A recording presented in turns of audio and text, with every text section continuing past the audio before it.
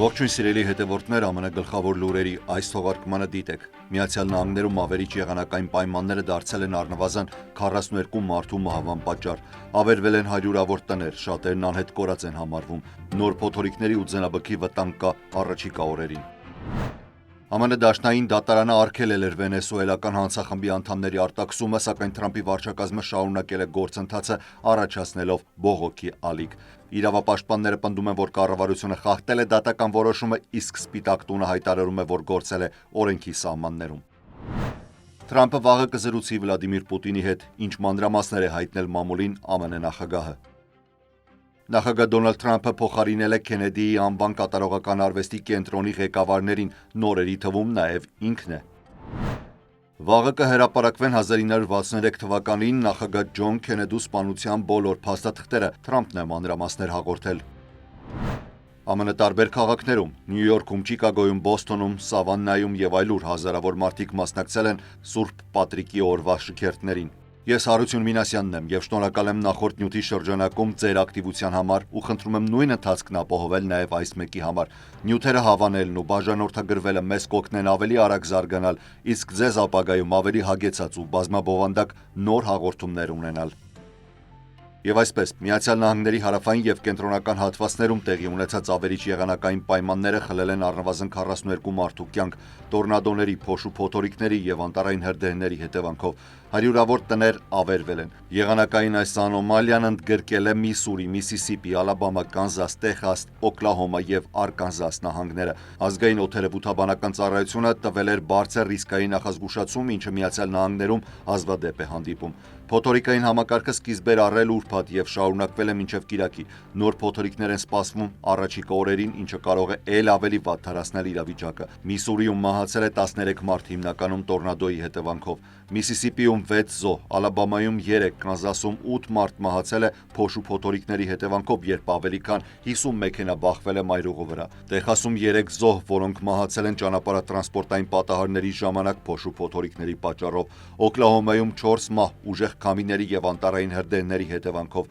Արկանզասում 3 մահ, Հյուսիսային Կարոլինայում 11 եւ 13 տարեկան երկու տղաներ են զոհվել, երբ փոթորիկի հետևանքով ծառն ընկել է նրանց տան վրա։ Միսիսիպիի Վոլթոլ շրջանում տորնադոն ավերել է թաղամասեր, խլել 6 կյանք, 200 մարդ թողել է անօթևան։ Օկլահոմայում բռնկված հրդեհները խլել են առնվազն 4 կյանք, ինչի հետևանքով ավերվել է նաև 400-ից ավելի տուն։ Ուրբաթ օրը գրանցվել է 46 տորնադո, իսկ շաբաթ օրը 41։ Կիրակի տորնադո չի գրանցվել, սակայն քամիները մեծ վնաս են հասցրել Արևմտյան Վիրջինիայում, Օհայոյում, Փենսիլվանիայում եւ Նյու Յորքում։ Օկլահոմայի եւ Տեխասի պաշտոնյաները նախազգուշացրել են, որ առաջիկա օրերին բարձր հրդեհային ռիսկ կա։ Երեքշաբթի, չորեքշաբթի սպասվում է ձնաբուք Կանզասում, Նեբրասկայում, Այովայում, Վիսկոնսինում եւ Միչիգանում։ Արևելյան Ջորջիայում, Կարոլինաներում եւ Ֆլորիդայի հյուսիսում սպասվում են վտանգավոր քամիներ։ Նախագահ Դոնալդ Թրամփը հայտարարել է, որ Սպիտակ տունը հետևում է իրավիճակին եւ պատրաստ է աջակցել նահանգային եւ տեղական իշխանություններին։ Արկանզաս է ուղարկվել ազգային գվարդիայի ուժեր, որոնք օգնում են տուժած համայնքներին։ Շատ մարդիկ դեռևս անհետ կորած են համարվում եւ որոնողափրկարարական աշխատանքները շարունակվում են։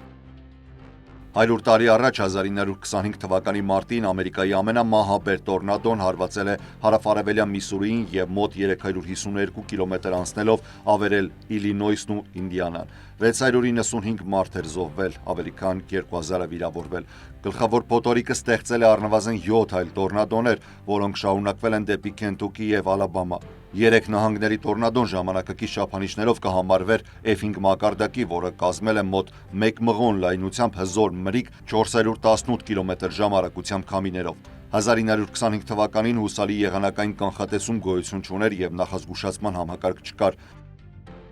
Միացյալ Նահանգների նախագահ Դոնալդ Թրամփը նախատեսում է վաղը բանակցել Ռուսաստանի նախագահ Վլադիմիր Պուտինի հետ, ինչը կարող է վճռական փուլ դառնալ Ուկրաինայի պատերազմը դադարեցնելու ջանքերում։ Սա նաև հնարավորություն կտա Թրամփին շարունակել Միացյալ Նահանգների արտաքին քաղաքականության վերակողմնորոշման գործընթացը։ Թրամփը լրագրողներին տեղեկացրել է սպասվող խոսակցության մասին Air Force One ինքնաթիռում Ֆլորիդայից Վաշինգտոն մեկնելիս։ Մենք կտեսնենք, թե արդյոք երեքշաբթի որևէ հայտարարություն կարող ենք անել։ Ես խոսելու եմ նախագահ Պուտինի հետ երեքշաբթի, ասել է Թրամփը։ Շաբաթվա վերջին մեծ աշխատանք է կատարվել։ Մենք ուզում ենք տեսնել հնարավոր կլինի արդյոք այդ պատերազմին վերջ տալ, հավելել է նա։ Չիկագոյի ակտիվիստներն ու փաստաբանները հայտարարել են, որ Դաշնային ներգաղթի գործակալները խախտել են 22 մարդու, այդ թվում Միացյալ Նահանգների քաղաքացու իրավունքները ձերբակալությունների ընթացքում, որոնք իրականացվել են նախագահ Թրամփի երկրորդ ժամկետի առաջին շաբաթների ընթացքում։ Հաղորդվում է, որ այս ձերբակալությունները խախտում են 2022 թվականին Չիկագոյի խմբերի եւ Դաշնային կառավարության միջև կնքված համաձայնագիրը, որը սահմանում է, թե ինչպես կարող են ներգաղթի ծառայության աշխատակիցները իրականացնել կողմնակի ձերբակալություններ, երբ թիրախավորված անձանցից բացի այլ մարդկանց են կալանավորում։ Այս համաձայնագիրը, որը ստեղծվել էր 2018-ի ներգաղթի խոշոր ձերբակալությունների վերաբերյալ դատական հայցից հետո, գործում է Իլինոյս, Ինդիանա, Կանզաս, Միսուրի, Քենթուկի եւ Վիսկոնսին նահանգներում, որոնք գտնվում են ICE Չիկագոյի գրասենյակի հսկողության տակ։ Խմբերն այժմ պահանջում են ICE աշխատակիցների նկատմամբ պատժամիջոցներ, գործողությունների ավելի մեծ թափանցիկություն։ 2022-ի համաձայնագիրը վերաբերում էր միայն 6 նահանգի, բայց այս նոր դաշնային հայցը կարող է ազդել ամբողջ երկրում իրականացվող ներգաղթի քաղաքականության վրա։ Այլ նահանգների պաշտպանական խմբերը նույնպես կարող են միանալ այս դատական գործընթացին։ 22 ձերբակալվածներից 2-ն արդեն արտաքսվել են, 19 ազատ են արձակվել գրավի դիմաց, մեկը Միացյալ Նահանգների քաղաքացի էր, որը ժամեր շարունակ ձեռնաշղթայված էր պահվել, բայց հետագայում ազատ է արձակվել։ Անվտանգության դեպարտամենտը հայտարարություն է տարածել, ըստ որի լիբանանցի բժիշկ Ռաշա Ալավիեն, որը շաբաթ օրը արտաքսվել է ԱՄՆ-ից, բացահայտ ընդունել է, որ ներկա է գտնվել Հեզբոլլահի առաջնորդներից մեկի հուղարկավորությանը եւ աջակցել նրան։ Արտաքսումն առաջացրել է համատարած անհանգստություն, քանի որ դաշնային դատավորը կարգադրել էր, որ նա չարտաքսվի, մինչև չանցկացվի դատական լսում։ Կառավարության փաստաբանները պնդում են, որ մաքսային ծառայությունները ժամանակին չեն ստացել դատարանի կարգադրությունը եւ երբ տեղեկացվել են, Ալավիեն արդեն հեռացել էր Միացյալ Նահանգներից։ Վիզան իրավունք չէ, այլ արտոնություն, ասված է անվտանգության դեպարտամենտի հայտարարությունում։ Թշնամական խմբերի առաջնորդներին մեծարելն ու նրանց աջակցելը բավարար հիմք է վիզայի մերժման համար։ Սա ազգային անվտանգության հարց է։ Ալավիեն ուներ H1B վիզա, որը թույլ էր տալիս նրան աշխատել Բրաունի համալսարանում որպես բժշկության դոցենտ եւ երիկամների փոխպատվաստման մասնագետ։ Դաշնային դատավորը ժամանակավորապես դադարեցրել է գործի քննությունը, որպեսզի Ալավիեի փաստաբաններն ունենան ավելի շատ ժամանակ պատրաստվելու համար։ Դոնալդ Թրամփի վարչակազմը հարյուրավոր ներգաղթյալների արտաքսել է դեպի Էլ Սալվադոր, չնայած այն հանգամանքին, որ դաշնային դատավորը ժամանակավորապես արգելել էր արտաքսումները։ Այս որոշումը հիմնված էր 18-րդ դարի ռազմական հայտարարության վրա, որը թիրախավորում էր վենեսուելական Տրեն դե Արագուա հանցախմբի անդամներին։ Պաշտոնյաների տվյալներով արտաքսման չվերթները արդեն օդում էին դատական արգելքի կայացման պահին։ Սպիտակ տան մամուլի քարտուղար Քերոլայն Լևիտը հայտարարել է, որ վարչակազմը դատարանի որոշումը չի խախտել, քանի որ այն օրինական հիմքեր չուներ եւ ընդունվել էր արդեն իսկ Միացյալ Նահանգներից հեռացված անձանց վերաբերյալ։ Լրագրողները Թրամփին հարցրել են, արդյոք իր վարչակազմը խախտել է դատարանի որոշումը, սակայն նա խուսափել է ուղիղ պատասխանից։ Ես չգիտեմ, դուք պետք է խոսեք իրավաբանների հետ, բայց կարող եմ ասել մի բան, սա վատ մարդիկ էին, ասել է Թրամփը։ Էլ Սալվադորի նախագահ Նայիբ Բուկելեն, որը համաձայնել էր 300 ներգաղթյալների 1 տարի պահել իր երկրի բանտերում $6 միլիոն դիմաց, իր X հարթակում հեգնանքով արձագանքել է դատարանի որոշմանը, գրելով. «Ուպս, շատ ուշ է»։ Դատավոր Բոազ Բերգը առաջիկա ուրբաթ օրը լսումներ է անցկացնելու որոշելու, թե արդյոք Թրամփի վարչակազմը գերազանցել է իր լիազորությունները 1798 թվականի օտար թշնամիների մասին օրենքը օգտագործելով արտակարգ իրավիճակներում։ Թրամփի վարչակազմի կողմից բարձր ռիսկային համարվող ներգաղթյալների արտաքսումը առաջին դեպքն է, երբ 1798 թվականի օրենքը կիրառվում է ոչ ռազմական պայմաններում։ Այս որոշումը մեծ հակասություններ է առաջացրել թե ներսում, թե դրսում, բարձրացնելով հարցեր Թրամփի միգրացիոն քաղաքականության, օրինականության եւ մարդասիրական հետևանքների վերաբերյալ։ Եկեք պարզենք, արդյոք Թրամփի վարչակազմը խախտել է օրենքը եւ չի կատարել դատավորի հրամանը։ Կներկայացնենք դեպքերի ժամանակագրությունը, թե ինչպես են արտաքսման թռիչքները շարունակվել, չնայած դատական արգելքին։ Եվ այսպես, մարտի 15 նախքան կեսօրը արևելյան ժամանակով դաշնային դատավոր Ջեյմս Բոազբերգը գրավոր հրաման է արձակում, որով ժամանակավորապես արգելվում է կոնկրետ 5 անձանց վտարումը։ Մարտի 15 ժամը 17:00 դատավոր Բոազբերգի լսումը սկսվում է։ Ժամը 17:22 լսումը դադարեցվում է ընդմիջման համար։ Ժամը 17:26 առաջին վտարման թռիչքը Global X Flight 6143-ը մեկնում է Տեխասի Հարլինջեն քաղաքից։ Ժամը 17:45 երկրորդ վտարման թռիչքն է մեկնում Տեխասի նույն քաղաքից։ Ժամը 18:00 դատարանի լսումը վերսկսվում է։ Ժամը 18:45-ից 18:48 3 րոպեի ընթացքում դատավորը բանավոր կարգադրություն է տալիս, որպեսզի Միացյալ Նահանգների արդարադատության նախարարության փաստաբանները հետ դարձնեն արդեն մեկնած ինքնաթիռները։ Դատարանի արձանագրությունից ցանկացած ինքնաթիռ, որը վերոնշյալ անձանց տեղափոխում է կամ արդեն օդում է, պետք է վերադառնա Միացյալ Նահանգներ, անմիջապես ապահովեք այս հրամանի կատարումը։ Ժամը 19:26 դատավորը հրապարակում է պաշտոնական գրավոր հրամանը, որով արգելում է Միացյալ Նահանգներում գտնվող ոչ քաղաքացիական անձանց վտարումը, ովքեր ընդգրկված են Թրամփի հրամանագրում։ Սակայն գրավոր հրամանը հատուկ չի նշում թռիչքների հետդարձի հրամանը, ինչը վարչակազմին թողնում է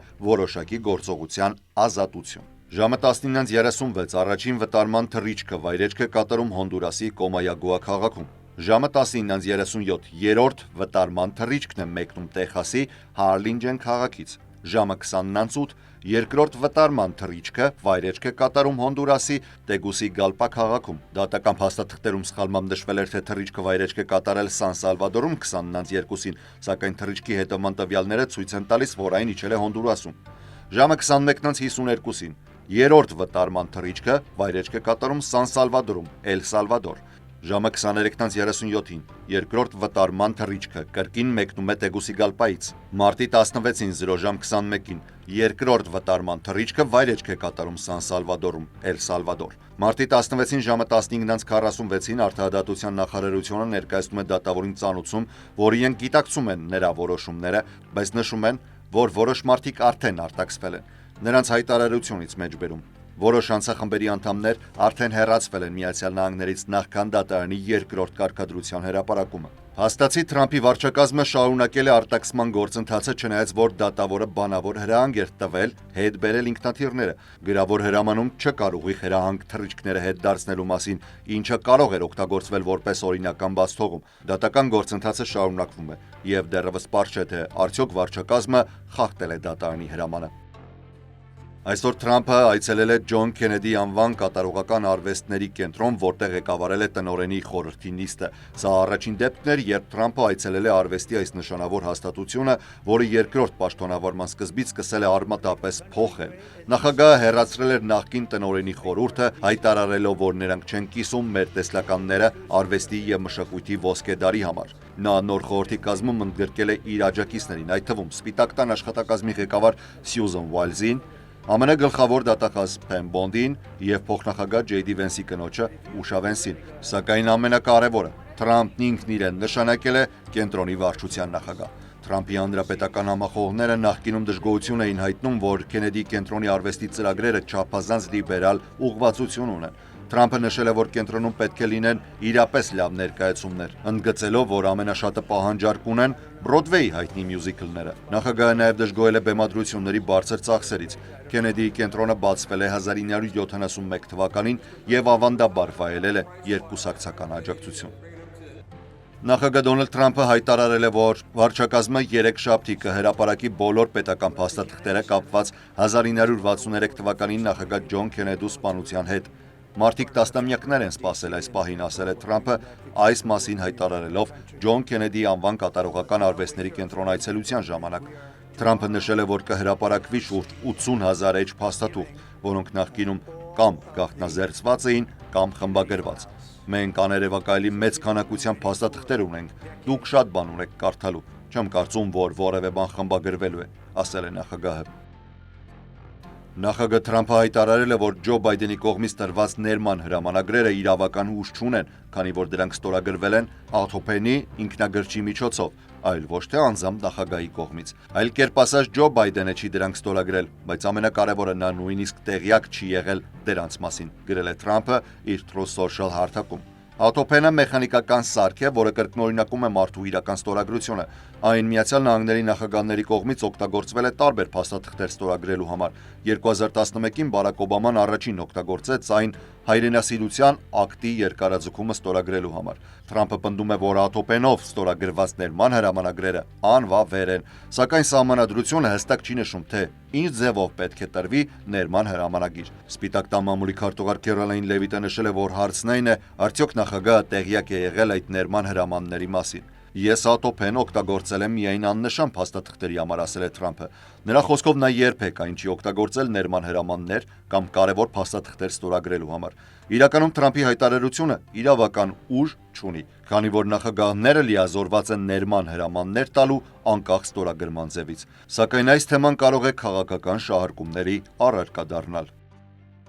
Սուրբ Պատրիկի օրը, որը ամեն տարի նշվում է իռլանդական մշակույթն ու ժառանգությունը պատվելու համար, ԱՄՆ տարբեր քաղաքներում կազմակերպվել է շքերթներ։ Միջոցառումները տեղի են ունեցել Նյու Յորքում, Սավաննայում, Չիկագոյում, Բոստոնում եւ այլ քաղաքներում գրավելով հազարավոր մասնակիցների։ Մանհեթենի 5-րդ պողոտայով անցել են դպրոցական նվագախմբեր, պատմական իռլանդական փողային եւ թմբուկային խմբեր, ինչպես նաեւ Նյու Յորքի ոստիկանության եւ հրշեջ ծառայության պատվիրակությունները։ Նյու Յորքի քաղաքապետ Էրիկ Ադամսը կրում էր կանաչ գլխարկ եւ շարֆ, իսկ կաթոլիկ arczepiskopos Timothy Dolan-ը Իռլանդիայի եռագույն գոտի։ Նյու Յորքի Սուրբ Պատրիկի օրվա շքերթը, որը նշվում է արդեն 264-րդ անգամ, սկիզբ է առել 1762 թվականին, 14 տարի առաջ, քան ԱՄՆ անկախության հռչակագիրը։ Չիկագոյում Սուրբ Պատրիկի օրվա ավանդույթը քաղաքի գետը կանաչ ներկելն է։ Սպիտակ տան շատրվանների ջուրը նույնպես ներկվել է կանաչով, որը ավանդույթ է դարձել նախագահ Բարակ Օբամայի օրոք։ Այսօրվա լուրերից առանձնացրել էինք այսքանը։ Շնորհակալ եմ ուշադրության համար։ Առողջ եղեք։